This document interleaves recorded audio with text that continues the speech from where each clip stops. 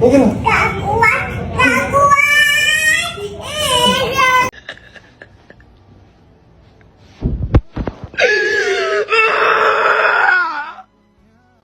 A few moments later.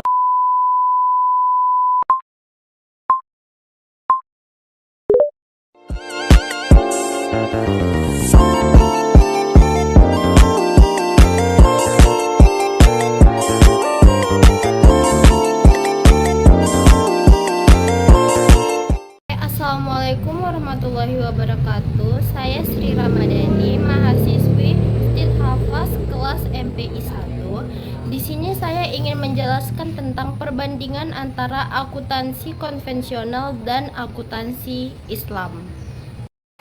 Oke, perbandingan antara akuntansi konvensional dan akuntansi Islam mencangkup beberapa aspek penting, diantaranya landasan, nilai yang dianut, hal yang dilarang, dan cakupan laba.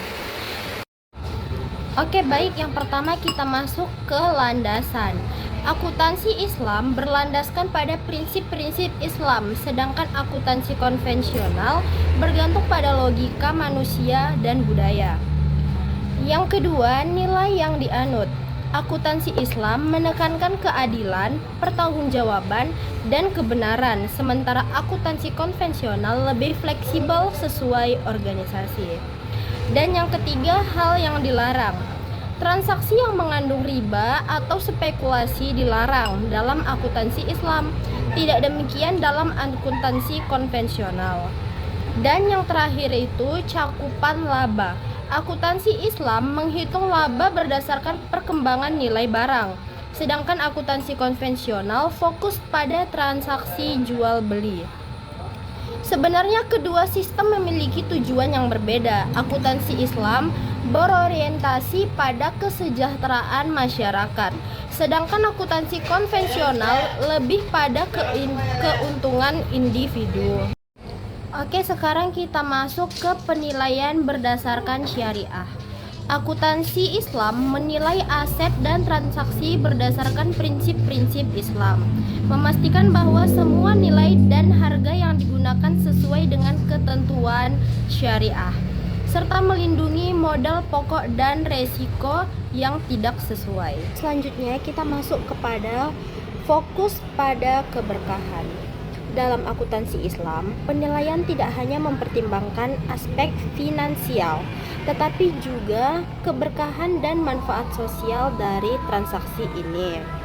Ini berbeda dengan akuntansi konvensional yang lebih fokus pada memaksimalisasi keuntungan semata. Oke, sekarang kita masuk ke larangan riba dan unsur haram. Akuntansi Islam melarang pengakuan transaksi yang mengandung riba atau unsur haram. Sedangkan akuntansi konvensional tidak memiliki batasan tersebut. Oke, kita masuk ke pengakuan laba. Dalam akuntansi Islam, laba diakui berdasarkan perkembangan nilai barang tanpa harus menjualnya terlebih dahulu. Sedangkan dalam akuntansi konvensional, laba diakui saat terjadi transaksi jual beli. Selanjutnya kita akan masuk ke kategori dan sifat modal yang digunakan. Pertama kita masuk ke kategori modal dulu nih. Jadi kita masuk ke kategori modal akuntansi Islam dulu ya.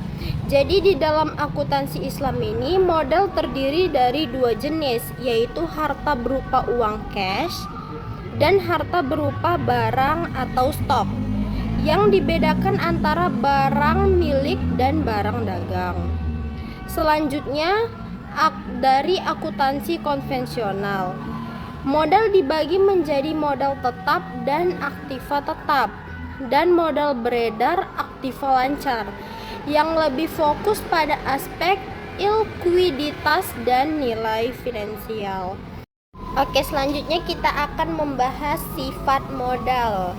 Pertama kita masuk ke sifat modalnya akuntansi Islam dulu nih.